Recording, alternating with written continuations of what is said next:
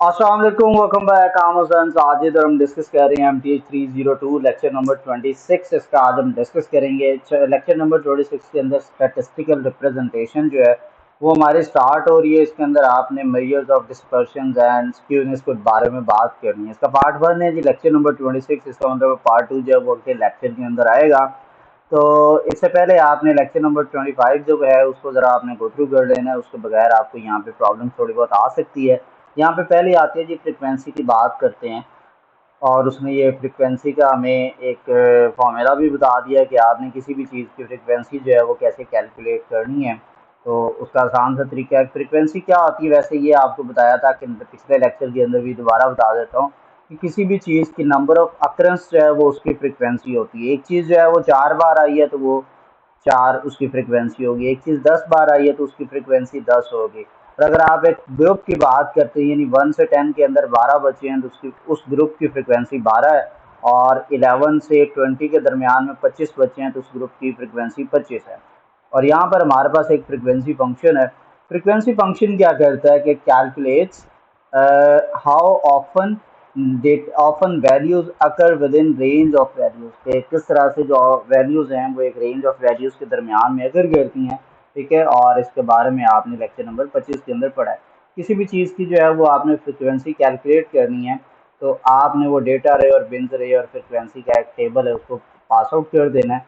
यानी कि 79 है, उसके बाद जो बेंज है वो 70 है, इसका 79 है और इसका 89 है। स्टेप 1 क्या करना है, आपने A13 से A16, ये पहले अपनी एग्जांपल को एक्सप्लेन कर रहा है। बेसिकली आपकी सेम नहीं होगी, आप डिफरेंट भी कर सकते हैं। तो A13 से A16 तक आपने, ये A है, ठीक है, और इसका जो है वो A13, और उससे लेकर आपने A116 तक जो है वो सिलेक्ट करना है। ठीक है, और उसके बाद जो है आपने नेक्स्ट क्या करना है कि with the formula cell step 2 में आपने F2 प्रेस करना है और कंट्रोल शिफ्ट एंटर करना है।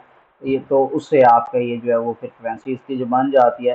ठीक है, तो आपने इसकी बजाय नीचे जो है तो आपने जो डेटा इसमें एंटर किया हुआ है वो कहाँ से किया है, 79 है, और ये किस में आ रहा है, A3 के अंदर आ रहा है।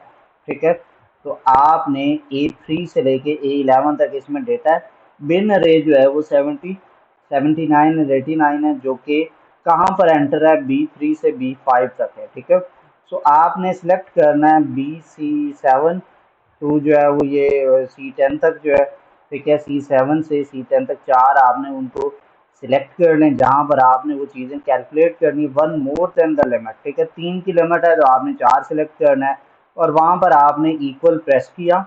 ठीक है, और फ्रिक्वेंसी लिखी और उसमें A3:A1 लिखा, A3:A1, और उसके बाद जो है वो कॉमा और B3 to B5 आपने लिख दिया। ठीक है, और उसको आपने सेलेक्ट किया। तो उसके बाद हमने कंट्रोल शिफ्ट एंटर जो प्रेस किया तो उससे वो चीज़ों की कैलकुलेशन होगी। ठीक है, वो थोड़ा सा अपने उसके बारे में बता रहा है। ये ज़रूरी नहीं है कि आपको ये एज इट इज़ वो उधर लिखना है, बस आपने मेन जो करने वाली चीज़ है कि फ्रिक्वेंसी का फंक्शन का आपको फॉर्मूला याद होना चाहिए। ये जो फॉर्मूला है ये उसकी एग्जांपल में वो आपसे पूछ लेता है, बाकी इसके अंदर इतना डीपली जाने की ज़रूरत नहीं है। जहाँ डीपली जाने की ज़रूरत होगी मैं आपको डिटेल में उसको समझा भी दूँगा। अभी फ़िलहाल जो है मैं सिर्फ आपकी जो बुक है यूनिवर्सिटी की तरफ से दी गई है, मैं उसी को एक्सप्लेन कर रहा हूँ आपको कि वो लिखा हुआ जो है उसका मतलब क्या है। ठीक है, एप्लीकेशन ऑफ फ्रिक्वेंसी फंक्शन जो है ये शॉर्ट क्वेश्चन आपका बन सकता है। ठीक है, और ये आपके पास यहाँ पे वो बता रहा है चीज़ों को कैलकुलेट कैसे करना है। तो यहाँ पर वो A2 से A21 कॉमा D3 से D7, ये प्रॉपर एग्जांपल यहाँ पर उसने सही से समझाया है। ये हमारे पास एक टेबल है। तो आपने जो डेटा है आपके पास वो A2 से लेके A21 तक है। ठीक है, और उसके बाद जो D के अंदर जो है ये अपर लिमिट आपकी जो क्लास की है, ये वो बिन अरे है जो सेकंड वाली थी D3 से D7, ये D3 पे है। और ये D7 के अंदर हमारे पास क्या आ रहा है, 59, यहाँ तक आपके पास वैल्यूज है। तो इस डेटा की आपने देखना है कि इस लिमिट से लेके इस लिमिट के दरमियान में कितनी वैल्यूज हैं। ठीक है, आपने उसको अपर लिमिट बता दी है। ठीक है, तो लोअर डेटा जाहिर बात है 10 से लेके 19 के बीच में है, तो इसकी आपने फ्रिक्वेंसी कैलकुलेट करनी है बेसिकली इस डेटा में से ऑटोमेटिकली। आप अक्सर देखते हैं अगर आपको मैट्रिक या इंटर की चीज़ें याद हैं तो वहाँ पर वो इतना लंबा चौड़ा डेटा लिखा होता था कि आप उसको ढूंढते थे एक एक वो, अगर आपको याद हो टेलीग्राफ एक होता था, टेलीमार्क उसको कहते थे। 10th क्लास के मैथ्स के अंदर अभी भी वो पढ़ाया जाता है, ठीक है।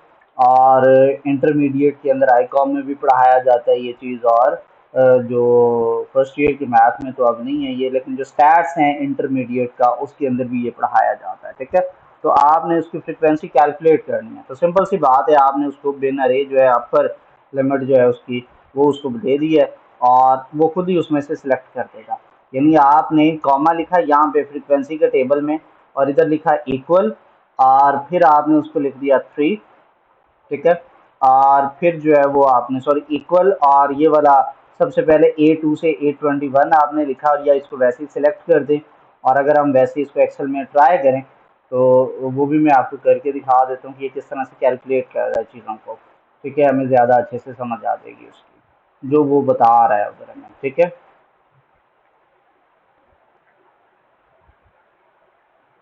तो हम यहाँ पे एक्सेल की वैल्यूज एंटर करते हैं यहाँ पे, और 3 रेंज हम बनाते हैं, एक 21 से 30 के दरमियान में, और उसकी अपर लिमिट आप मेंशन कर दें, और यहाँ पे लोअर लिमिट आ गई।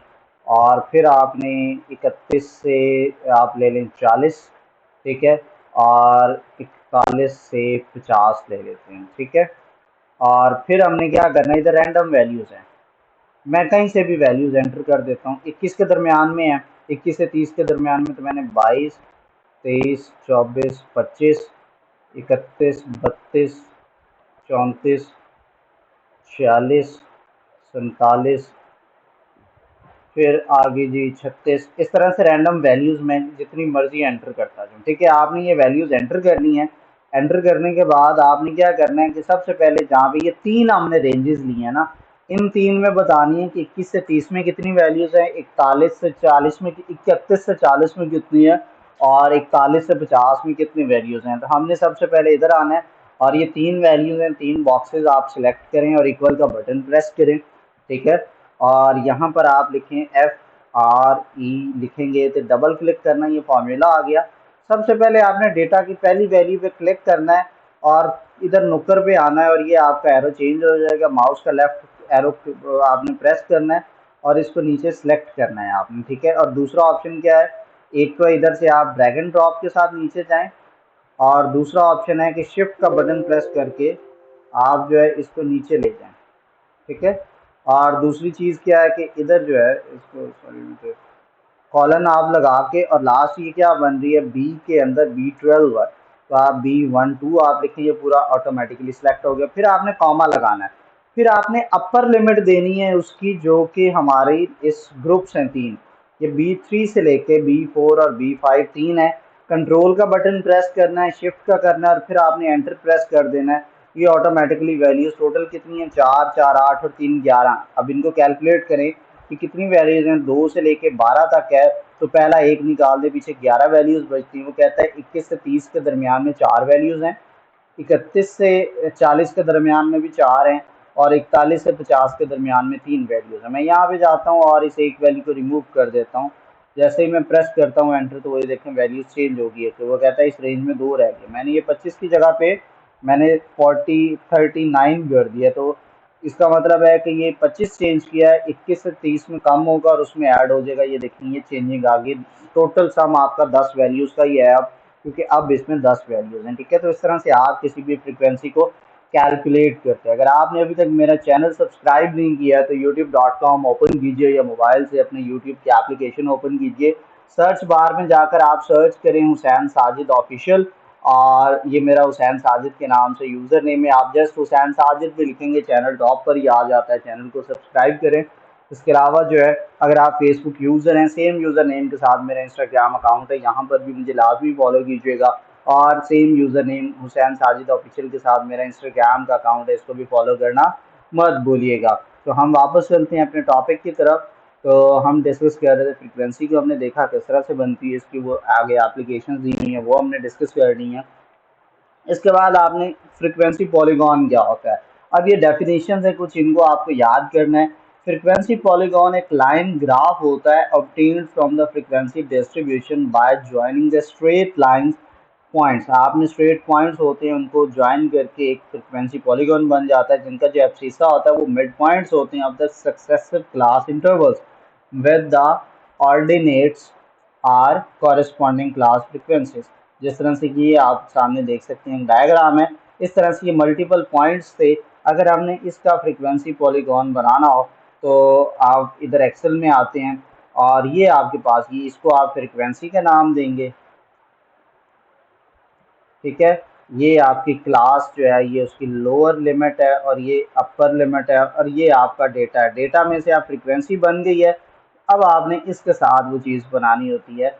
तो 31 से 30 के दरमियान में जो कितना है, 21 से 30 के दरमियान में 3 वैल्यूज़ हैं और फिर 31 से 40 के दरमियान में 5 वैल्यूज़ और 41 से 50 के दरमियान में 2 वैल्यूज़ हैं। तो इसकी बेस पर आपने वो डेटा बनाना होता है। तो ये सारा डेटा आप इसको भी यूँ होता है कि आप सिलेक्ट कर सकते हैं और इसका ना ये इंसर्ट चार्ट्स आते हैं और इसके अंदर जाकर तो आप उसको जो है वो मल्टीपल जो है वो चार्ट्स वगैरह उसको बना सकते हैं, ठीक है। तो यहाँ से आप जाते हैं और ये पूरा ये कॉर्नर पे क्लिक करते हैं तो ये पूरा चार्ट वाला जो पोर्शन है वो ओपन हो जाता है। तो आपने किस तरह का चार्ट बनाना होता है वो आप यहाँ से सिलेक्ट करते हैं। जिस तरह से ये है तो इस पर क्लिक किया तो ये हमारे पास जो है ये मल्टीपल सीरीज़ के हिसाब से ये बन गया है। तो इस तरह से आपके ये पॉइंट्स के साथ वो ग्राफ बनते हैं, ठीक है। तो इसको हम कट करते हैं और मल्टीपल ग्राफ्स आप इसका यहाँ से एंटर कर सकते हैं, ठीक है। तो ये आप फ्री टाइम में बैठ के इसकी प्रैक्टिस करते रहिएगा, ठीक है। तो अभी मैंने आपको वैसे बता दिया है और इसको बनाने का तरीका क्या है मैं स्क्रीन पे भी आपको ड्रॉ करके थोड़ा सा समझा देता हूँ। इससे फर्दर ज़्यादा क्लैरिफाई आपको हो जाएगा कि ये ग्राफ बेसिकली किस तरह से बन रहा है। तो वो जो एक्स एक्सिस है उस पर आपके जो क्लास इंटरवल्स हैं वो आते हैं और वाई एक्सिस पर उनकी फ्रिक्वेंसी आती है। यानी ये हमारे पास एक है लेने एक्स एक्सिस है, मेरा थोड़ा सा माउस तंग करता है तो मैं अभी ये एक्स एक्सिस और ये हम ग्राफ बना रहे हैं जी, ठीक है। यहाँ पर आप देखेंगे कि जो है वो पहली हमारी क्या थी, मैं इधर उसके टेक्स्ट एंटर कर देता हूँ। पहली हमारी थी 21 से क्लास स्टार्ट हो रही है, 21 से 30 जाती है क्लास और फिर 30 से 40 है। इसका बेसिकली क्या तरीकाकार होता है, आप इनके मिड पॉइंट्स निकाल लेते हैं, मिड पॉइंट्स में वो कॉमन आ जाता है। तो ये 30 का 30.5 बन जाता है और फिर 40 का होता है वो 40.5 बन जाता है, ठीक है। और इस तरह से फिर आगे 50.5 बन जाता है, ठीक है। इस तरह से ये ग्राफ्स बनते हैं और इनके दरमियान में स्पेसेस होती हैं और ये जो है 21 की बजाय ये 20.5 बन जाता है, ठीक है। और ये करते क्या है हम बेसिकली, क्या होता है ये जो क्लास लिमिट्स होती है ना इसको चेंज करते हैं हम। मैं अगर इधर आ गए तो ये जो लोअर लिमिट है इसको हम कम करते हैं और ये बन जाता है, पहले में से 0.5 कम करते हैं दूसरे में ऐड करते हैं तो ये 20.5 बन जाता है और जो 30 है उसमें ऐड करते हैं तो वो 30.5 बन जाएगा। फिर ये पहले वाले ने कम करना है, 31 में से 0.5 कम करेंगे तो वो 30.5 बन जाएगा। तो अब आप देखें पहली क्लास की अपर लिमिट नेक्स्ट क्लास की लोअर लिमिट ये सेम बन गई हैं, ठीक है। तो हम वापस चलते हैं जी और ये जो हमने किया हुआ था उसको हम एडिट करते हैं और ये नया आ गया उसके ऊपर। तो इसमें फिर उसके बाद जो है हमें इसी के ऊपर आप ड्रॉ कर लेते हैं। तो 30 से इधर जो होता है वो आपकी फ्रिक्वेंसी यहाँ पर आती है, ठीक है। ये 2 हो गया, सपोज ये 3 हो गया और ये 4 हो गया और ये 5 हो गया, ये 6 हो गया। अब मैं चूंकि इधर इतना ज़्यादा मैं लिख नहीं पाऊंगा तो वैसे ही आपको पहले की फ्रिक्वेंसी 3 है तो ये 20 से 30 के दरमियान में है ना, तो आप यहाँ से जाएंगे और सपोज के हमने सेकंड वाले को ये 3 है और इस तरह से ये इसका पॉइंट बन जाएगा। फिर 30 से 40 के दरमियान में 5 है तो हम यहीं से ही आगे ऊपर लाइन को कंटिन्यू करते हैं ऐसे। और सॉरी ये मेरे पास ये थोड़ा सा ना माउस का इशू है, ये 5 तक गया, ये नीचे आया और अगले का 2 है तो फिर ये ऐसे 2 तक गया। फिर क्या होता है कि ये इसका सेंट्रल पॉइंट जो होता है हर एक का उनको हम आपस में मिला देते हैं। यहाँ से ये ब्लू कर देते हैं, इधर ये ऐसे मिलता है, ये ऐसे मिलता है और फिर ये एंड में चला जाता है और ये 0 से हम ऐसे कर लेते हैं, ठीक है। तो इस तरह से ग्राफ बनता है, इसको आप फ्रिक्वेंसी पॉलीगॉन का नाम देते हैं, ठीक है। जो मैंने सारा रिमूव कर दिया।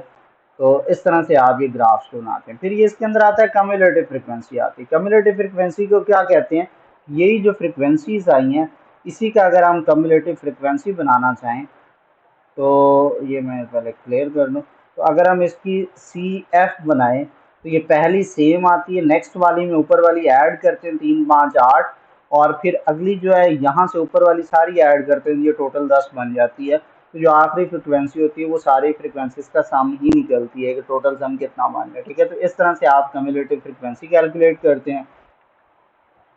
और फिर आता है कम्युलेटिव परसेंटेज पॉलीगॉन आ गया, ठीक है। इसमें क्या आता है कि आप परसेंटेज के हिसाब से बात कर रहे होते हैं और फिर वो परसेंटेज के हिसाब से आप ये फ्रीक्वेंसी पॉलीगॉन बनाते चले जाते हैं। तो उसके लिए सिर्फ आपने वो परसेंटेज का एक कॉलम बना लेना होता है, 3 9, ये वो कितना वो बन रहा है ओवरऑल, उसको टोटल पे डिवाइड करें और 100 से मल्टीप्लाई करें। तो इनका जो टोटल 20 था, तो आपने 20 को 20 पे डिवाइड करके 100 से मल्टीप्लाई करेंगे तो ये 100 आया। सपोज ये 14 है, तो हम देखना चाहते हैं 14 की परसेंटेज कितनी बनती है। तो आप कैलकुलेटर ओपन करें, 14 को डिवाइड करें टोटल 20 पे और मल्टीप्लाई करें जब इसको 100 से, तो ये आपके पास 70% आ जाएगा।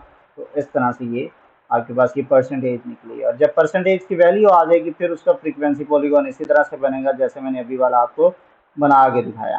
फिर अगर हम बात करेंगे टैबुलेटिंग ग्राफ जो है यूनिवेरिएट डेटा, जो एक ही तरह का डेटा होता है, तो कैटेगोरिकली डेटा आता है तो हम उसको दो में डिवाइड करते हैं। एक होता है कि उसका टैबुलर डेटा आता है और उसका एक समरी टेबल बनता है, और एक उसका ग्राफिंग डेटा होता है। ग्राफिंग डेटा के 3 पार्ट्स हैं, बार चार्ट्स होते हैं, पाए चार्ट्स होते हैं और पेट्रो डायग्राम्स होते हैं। वन पे वन हम इनको आने वाले लेक्चर्स के अंदर डिस्कस करेंगे। समरी टेबल क्या होता है, summary table is a specifically from the detailed data. It contains summaries of data and is used to speed up the analysis. यानी इसके अंदर चीज़ों की बारे में समरी होती है, हम डिटेल में उसकी बात नहीं करते। So a typical summary table for an investor portfolio is given in the slide. ये जो इधर भी given है और slides जो इसकी होंगी इसमें भी mentioned होगा। The variables such as stock are categories. Table जो है वो यहाँ पे शो है, ये स्टॉक्स की कैटेगरीज हैं, उनकी अमाउंट्स कितनी है और उसकी परसेंटेज जो है वो डिटेल में इतनी है। तो अमाउंट्स का टोटल तो 110 बन जाए, लेकिन उसकी जो परसेंटेज है वो आउट ऑफ 100 ही होती है। फिर ये बार चार्ट होता है जी। बार चार्ट क्या होता है कि ये इसी तरह के आपके पास ये ग्राफ्स बनते हैं। अगर मैं इस वाले का बार ग्राफ बनाना चाहूँगा तो ये यहाँ पे हम चलते हैं, तो ये जो है ये हमारे पास क्या आ रहा है, बार ग्राफ्स आ रहे हैं। तो इस तरह के अगर आप ग्राफ्स बनाएंगे तो ये बार ग्राफ्स आपके पास बन जाएंगे, ठीक है। ये सही क्लैरिफाई नहीं हुआ। इस तरह से ये मल्टीपल आपके पास इधर से आप इंसर्ट कर सकते हैं। डेटा पहले सेलेक्ट करें आप, ये टेबल आ गया, ठीक है। और इसका जो है हम अपर लिमिट और लोअर लिमिट को हमने सेलेक्ट कर लिया। और अब जाकर अगर आप उधर से इंसर्ट करेंगे बार ग्राफ जो है वो सिलेक्ट करेंगे तो उसके कॉरेस्पॉन्डिंग जो है वो आपको सिलेक्ट करके इधर वो बना देगा उसको टेबल। उसको अनचेक कर लें फिलहाल, लेकिन एक्सेल के ऊपर आपको इतने रटे लगाने की ज़रूरत नहीं है, मोटी मोटी बातें आपको पता होनी चाहिए। पाई चार्ट क्या होता है, ये एक ग्राफ होता है और उसमें से परसेंटेज उसने निकालनी होती है चीज़ों की, ठीक है। और यानी ये 3 अगर आप कैटेगरीज हैं, इसका आप बनाना चाहते हैं तो इधर आएँ और इधर से ये पाई चार्ट की डायग्राम आप याद करें तो उसने तीनों को इस हिस्से में डिवाइड कर दिया। यानी 1 वाला जो है 2 और 3 है, पहले वाली है 30, तो ये 30% है। ये उसका जो है वो उसने परसेंटेज के हिसाब से चीज़ों को उसने उस, अब ये ऐसा नहीं है कि ये 30 40 50 ये तो 100 से ऊपर हो जाए, तो वो उसकी परसेंटेज निकाल रहा है। ये 30% है, 100 में से ये 40% है, ये फिर उसकी वो ओवरऑल सम कैलकुलेट करता है। इसको वो परसेंटेज कैसे उसने बनाई होती है, बेसिकली इन तीनों को वो ऐड करेगा तो ये बनता है 120। तो 30/120 किया उसने, 40/120 और 50/120, उसकी बेस पर उसने चीज़ों को डिवाइड करके ये 30 होगा, ये 50 और ये 40 और ये 50 के इस हिसाब से उसने इसकी परसेंटेज में उसको डिवाइड किया, ठीक है। तो वो परसेंटेज के हिसाब से ये पाई चार्ट हमारे पास बनता है, ठीक है। फिर पेट्रो डायग्राम्स आती हैं, वो आप ये स्क्रीन पे देख सकते हैं। इस तरह की ये मल्टीपल डायग्राम्स हमारे पास बनती हैं।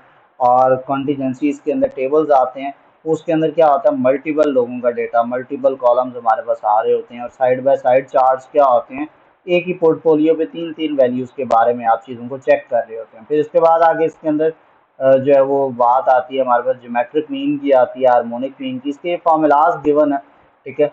सो geometric mean is defined as a root of the product of individual values, यानी जो इंडिविजुअल वैल्यूज हैं उनके प्रोडक्ट का जो रूट है उसको आप ज्योमेट्रिक मीन कहते हैं। वो कहता है इन तीनों का ज्योमेट्रिक मीन निकालो, तो आपने क्या करना है कि ये इसकी कितनी वैल्यूज हैं, 3 हैं, तो इसका क्यूब रूट लेना है इनके प्रोडक्ट का, यानी तीनों को आपस में मल्टीप्लाई करें उसका क्यूब रूट लें।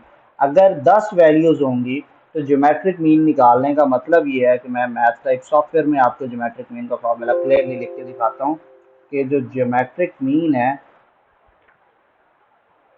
सॉरी, तो ज्योमेट्रिक जो मीन है ये इक्वल होता है क्यूब रूट, ठीक है, जितनी उसकी पावर होती है। तो मैं वो रूट वाला इधर सर्च कर लूँ, यहाँ आएगा, ये रहा, और इधर आता है, यानी अगर दो 3 वैल्यूज हैं तो ए बी सी, 3 वैल्यूज हैं तो बाहर कितना आएगा 3। अगर वो है 5 वैल्यूज तो A B C D E है, 5 वैल्यूज आपस में मल्टीप्लाई होंगी और बाहर उसकी पावर 5 आ जाएगी, ठीक है। तो जितनी वैल्यूज हैं उनको उतनी बार मल्टीप्लाई करो, उतना ही उसका रूट ले लो। फिफ्थ है तो फिफ्थ रूट ले लो, 4 वैल्यूज हैं तो फोर्थ रूट, तो इस तरह उसका ज्योमेट्रिक मीन आ जाता है। फिर जो हार्मोनिक मीन होता है उसका फॉर्मूला क्या है, N over summation 1 over X I, यानी हमारे पास वैल्यूज जो हैं, ये हमारे पास x है, इसको अगर आपने x का नेम दिया है तो इसके आगे आप एक कॉलम बनाएंगे, उसको आप कहेंगे 1 ओवर एक्स, ठीक है। और इन सब को 1 पे डिवाइड करते जाओगे और इधर वो मल्टीपल वैल्यूज आ जाएंगी पहले, ठीक है, 1 बाय एक्स के, यानी 22 का 1 बाय 22, 1 बाय 23, 1 बाय 24, 1 बाय 39, वो सारा आ जाएगा। जो डेसिमल में वैल्यूज आएगी उसको आप सम करेंगे, वो समेशन 1 बाय एक्स आ जाएगा, जो कि यहाँ लिखा हुआ है कि समेशन 1 बाय एक्स, ठीक है। और उसकी 5 वैल्यूज हैं तो 5 पे डिवाइड करते हैं 10 है, तो जिस तरह अब ये 3 वैल्यूज हैं वो कहता है इनका हार्मोनिक मीन निकालें, तो आपने 1 over 10 plus 1 over 8 plus 1 over 6 किया और जो भी रिजल्ट आएगा 3 ओवर वो रिजल्ट आ जाएगा, इस तरह से। फिर आता है जो क्वार्टाइल के पीछे रह कितनी चीज़ें गई हैं, काफ़ी लंबा चैप्टर हो रहा है। अच्छा,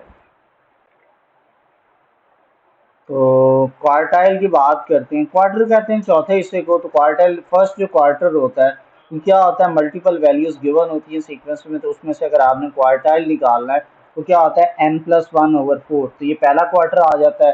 सेकंड जो क्वार्टर होता है 2 × n+1/4 हो जाता है, यानी वैल्यूज हैं 11, तो आप उसको 2 से मल्टीप्लाई करके 22 होगा, उसको 4 पे डिवाइड करेंगे तो सेकंड क्वार्टाइल आएगा। फिर थर्ड है तो उसको 3 से n, यानी वो 11 वैल्यूज हैं, तो 11 + 1 12, 12 × 3 36, उसको 4 पे डिवाइड करें तो नाइन्थ वैल्यू जो है उसकी वो थर्ड क्वार्टाइल आएगा। ये अनग्रुप डेटा के लिए। और जब ग्रुप्स डेटा आएगा तो आपके पास ये क्या आएगा, L + H/F into summation F/4I minus cumulative frequency वो वाली लाइन की, ठीक है। तो उसका क्या होगा कि L जो है यहाँ पे लोअर लिमिट है, H हायर लिमिट है, ठीक है, समेशन वैल्यूज हैं, और आयत उसमें वैल्यूज है, पहली वैल्यू, दूसरी वैल्यू, तीसरी वैल्यू, चौथी वैल्यू, और उसकी फिर वो कम्युलेटिव साथ आपने फ्रीक्वेंसी निकालनी होगी। इस तरह से क्वार्टाइल मीन्स 4 है तो सारे देखे ना 4 पे डिवाइड हो रहे हैं। डिसाइल मीन 10 होता है तो सारी वैल्यूज आपने 10 पे डिवाइड करनी है, ठीक है। तो फिर आपने ये क्यों आयत डिसाइल है तो उसको इसलिए ये सामने सेम उसी तरह से फॉर्मूला हमारे पास मेंशन है, जहाँ पे 4 आ रहा था क्वार्टाइल में ग्रुप डेटा के लिए, तो इसमें भी सेम चीज़ है और 4 की जगह पे 10 आ जाएगा, ये डिफरेंस है उसके अंदर, ठीक है। फिर परसेंटाइल जो है ये परसेंटेज से निकला है, परसेंटेज 100 को कहते हैं। सेम चीज़ है, जहाँ 10 आ रहा था डिसाइल में अब वहाँ पे 100 आ जाएगा, बाकी सारी चीज़ें वही हैं। तो इस तरह से हम किसी भी चीज़ का डिसाइल निकालते हैं। फिर आता है जी हमारे पास सिमेट्रिकल डेटा आता है। मीन मीडियन मॉड एक दूसरे के इक्वल होते हैं किसी भी चीज़ में। सिमेट्रिकल अगर डिस्ट्रीब्यूशन है एक ही तरह की तो उसमें स्क्यूड डिस्ट्रीब्यूशन होगा, तो आपने ये एमसीक्यूज के लिए याद रखना है। अगर टिल्ट टू लेफ्ट होगा तो आपने मीन सबसे ग्रेटर होता है, फिर उससे छोटा मीडियन और सबसे छोटा मॉड होता है। अगर वो नेगेटिवली स्क्यूड डिस्ट्रीब्यूशन है और ये ऊपर वो टॉप पे ना एमसीक्यूज में मेंशन कर देता है, फिर मॉड लेस देन है मीडियन, वो लेस देन है मीन से, ठीक है। बात वो ये आती है कि पहले ये सीक्वेंस आपने बस याद रखना है, ये आपके पेपर्स के लिए है, ठीक है, उसके फाइनल के एमसीक्यूज के लिए। फिर इंपेरिकल रिलेशन होता है कि mean minus median is equal to 3 × mean minus median, तो mean minus mode is equal to 3 × mean minus median. इस तरह का क्वेश्चन आपको गिवन होता है, मीन इतना हो मॉड इतना हो तो मीडियन कैलकुलेट करें, तो आपने ये फॉर्मूला याद रखना है, mean minus mode is equal to 3 × mean minus median, ठीक है। और इसमें वैल्यूज पुट कर दें तो आपके पास वैल्यूज आ जाते हैं। फिर आगे क्या है, ये क्लोजिंग की तरफ हम जा रहे हैं इसके, कि a trimmed और truncated means is measure of central tendency। अब ये डेफिनेशन आपने याद रखनी है एग्जाम के पॉइंट ऑफ व्यू से। Is one type of the modified mean, और ये मॉडिफाइड मीन की एक टाइप होती है। So first we sort the data, data को अरेंज करेंगे और फिर उसके बाद अरेंजमेंट लोअर टू हायर करेंगे, ठीक है। और then according to the problem उसमें आपने जो इक्वल नंबर्स हैं डेटा के बोथ एंड से उनको डिस्कार्ड, उनको निकाल कर देना है। और फिर मोस्ट ऑफन 25% जो है उसका डिस्कार्डेड हो जाता है। तो फिर जो फर्स्ट क्वार्टाइल है और अबव थर्ड क्वार्टाइल है वो निकल गए। तो पीछे आपके पास जो mean of the remaining data उसको आप ट्रिम्ड, ट्रिमिंग क्या होती है कि आप कहते हैं जी मैं ट्रिमिंग करवा के आया, मतलब आप हेयर ड्रेसर के पास गए हैं तो थोड़ा बहुत आपने बाल छोटे नहीं करवाए, आप हल्का फुल्का कहते हैं यार इसकी सेटिंग कर दो, बालों की सेटिंग करने को आप ट्रिमिंग कहते हैं। तो डेटा की भी ट्रिमिंग होती है। तो वो उसमें से आपने अरेंजमेंट की और आपने उसके अंदर से जो डुप्लीकेट वैल्यूज़ हैं वो रिड्यूस कर दी, तो उसे डेटा शॉर्ट हो गया। पहले 20 वैल्यूज़ थी तो अब सपोज 17 रह गई हैं। फिर आपने पहला क्वार्टल और तीसरा क्वार्टल भी निकाल दिए तो वैल्यूज़ कम हो जाती हैं इस तरह से, तो डेटा ट्रिम हो जाता है। फिर एक आपके पास आता है विंसोराइज्ड मीन। इसके अंदर क्या होता है कि जो मीन होता है जिसके अंदर आप गिवन रिप्लेस करते हैं given part of a data at high और low end with the most extreme remaining values, ठीक है। आप हाई और लोअर एंड पे जो है वो वैल्यूज के साथ उसको रिप्लेस कर देते हैं, ठीक है। फिर इस तरह से डिस्पर्शन ऑफ डेटा होता है, डिस्पर्शन जिसके अंदर डेटा जो है वो स्प्रेड होता है। So the degree to which numerical data tend to spread about an average is called dispersion of data. और इसके अंदर जो इसकी टाइप्स हैं वो डिस्पर्शन ऑफ डेटा की मेजर ऑफ डिस्पर्शन, इसमें एक एब्सोल्यूट मेजर्स होती है, रिलेटिव मेजर्स होती हैं। अगर टाइप्स की बात करें एब्सोल्यूट मेजर के रेंज आता है, क्वार्टाइल डेविएशन है, मीन डेविएशन है, स्टैंडर्ड डेविएशन है। और टाइप्स ऑफ रिलेटिव मेजरमेंट्स की बात करें कोएफिशिएंट ऑफ रेंज है, कोएफिशिएंट ऑफ क्वार्टाइल डेविएशन है, coefficient of mean deviation, coefficient of variation है। तो ये हमारा लेक्चर यहाँ पे क्लोज होता है। अच्छा यहाँ पे मैंने थोड़ा सा कई चीज़ें आपको स्पीड में बताई हैं, वो इसलिए कि आगे उस पर प्रॉपर टॉपिक आएगा तो हम उसको डिटेल में पढ़ेंगे, ठीक है। तो अभी इसलिए मैंने कई चीज़ें मोटी मोटी बताई हैं, आगे हम उसके ऊपर डिटेल में बात भी करेंगे। सो ये था हमारा आज का लेक्चर नंबर 26 MT302 का। अपना ढेर सारा ख्याल रखें, इंशाल्लाह आपसे फिर अगली वीडियो में दोबारा मुलाकात होगी। अल्लाह हाफिज़।